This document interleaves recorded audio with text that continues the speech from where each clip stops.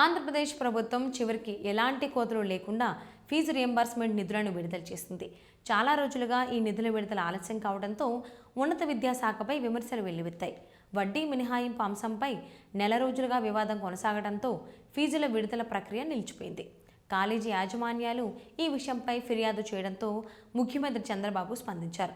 దీంతో 2024-25 విద్యా సంవత్సరానికి సంబంధించిన 1,200 కోట్ల రూపాయల బకాయిలను కోతలు లేకుండా విడుదల చేయాలని నిర్ణయం తీసుకున్నారు. దీనికి సంబంధించి ప్రభుత్వం బీఆర్ఓ కూడా జారీ చేసింది.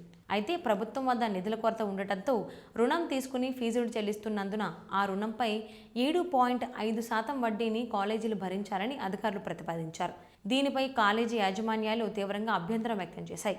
ప్రభుత్వానికి రావాల్సిన బకాయిలు పొందడానికి రుణం తీసుకున్నట్లు చూపించడం సరికాదని వారు పేర్కొన్నారు.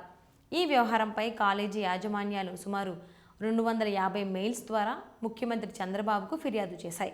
దీంతో సీఎం వెంటనే స్పందించి వడ్డీ ప్రతిపాదనను ఉపసంహరించుకోవాలని అధికారులను ఆదేశించినట్లు తెలిసింది. అనంతరం సాంఘిక సంక్షేమ శాఖ ఫీజుల విడుదలకు గ్రీన్ సిగ్నల్ ఇచ్చింది. మొదటి దశలో బీసీడీ కేటగిరీ విద్యార్థులకు సుమారు 300 కోట్ల రూపాయల ఫీజులు విడుదల చేశారు. మిగిలిన 900 కోట్ల రూపాయలను ఉగాది నాటికి విడుదల చేస్తామని ప్రభుత్వం ప్రకటించింది. దీంతో కాలేజీ యాజమాన్యాలు సంతోషం వ్యక్తం చేస్తున్నాయి. త్వరలోనే ఈ నిధులు కాలేజీల ఖాతాలో జమ కానున్నాయి.